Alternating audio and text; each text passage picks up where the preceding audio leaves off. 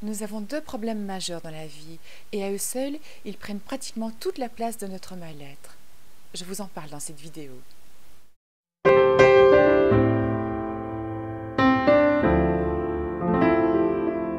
J'ai lu une phrase qui, en gros, disait « Ne regarde pas derrière toi, ce n'est pas là que tu vas ».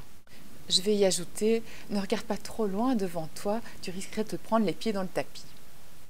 En fait, les deux problèmes majeurs que nous rencontrons dans notre vie se nomment hier et demain. Et oui, hier, effectivement, il m'a dit que, ou elle a fait, oui, vous savez, toutes ces choses qu'on en a reprochées dans notre passé. Quand nous entretenons nos pensées à ce sujet, eh bien, en fait, nous sommes en train de revivre les mêmes émotions, mais au moment présent.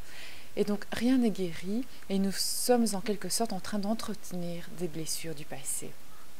De même, lorsque nous pensons à demain et que nous nous en inquiétons en nous disant « Demain, et si je perdais mon emploi ? Et s'il ne m'aimait plus ? Et si ma maison brûlait ? Et si mon enfant était renversé par une voiture ?» Eh bien, quand nous pensons de cette manière à demain, nous nous inquiétons de choses qui n'existent pas encore et qui probablement ne surviendront pas, car c'est le cas la plupart du temps. Quand nous sommes attachés à hier ou à demain, nous en oublions de vivre aujourd'hui. En fait, le seul moment sur lequel nous avons réellement un pouvoir, c'est celui de l'instant présent. Hier, on ne peut pas le récupérer. Il y a une heure, c'est trop tard, c'est fini aussi. Et ce qui se passera dans les heures suivantes ou demain ou l'année prochaine, eh bien, ça n'existe pas à l'heure d'aujourd'hui.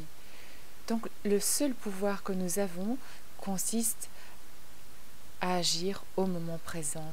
Ce n'est même pas aujourd'hui, hein, c'est vraiment l'instant même, c'est-à-dire maintenant, quand vous êtes occupé à regarder cette vidéo. Vous pourriez vous demander déjà comment vous vous sentez dans l'instant présent. Et il est probable que vous alliez bien là juste maintenant, puisque vous êtes occupé, assis certainement à regarder cette vidéo. En fait, ce qui ne va pas bien, c'est ce qui s'est passé avant ou ce qui pourrait se produire plus tard. Et donc, on peut constater de cette façon que ce sont nos pensées qui nous font du mal, c'est nos pensées qui sont nuisibles à notre bien-être. Nous nous attachons à des choses qui ne sont plus ou nous nous inquiétons pour des choses qui ne sont pas encore. Certains vont peut-être penser « Oui, c'est facile de dire qu'il ne faut pas penser au passé, et facile de dire qu'il ne faut pas s'inquiéter de l'avenir, mais quand même. » Alors, je ne suis pas en train de vous dire qu'il faut oublier ou qu'on ne peut pas avoir de projet.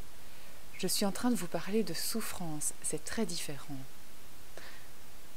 L'objectif, quand on vit davantage au moment présent, c'est de pouvoir se détacher de l'aspect émotionnel qui nous lie au passé ou qui nous projette dans l'avenir. Bien sûr, on peut avoir des souvenirs, et c'est très bien d'avoir le souvenir d'une fête joyeuse, d'un événement qu'on a vécu et qui nous a fait très plaisir. Par contre, reconnaissez quand même que quand on se souvient de quelque chose qui nous a blessés, et notamment dans le cadre du deuil, de la perte d'un être cher, eh bien, si chaque fois que l'on y pense, c'est toujours en ayant une boule au ventre, en ayant les larmes aux yeux, c'est pas très drôle en fait. Ce qu'on aimerait, c'est avoir des souvenirs heureux. Et le but d'un travail de deuil, justement, eh bien, c'est d'apprendre à se souvenir sans souffrir.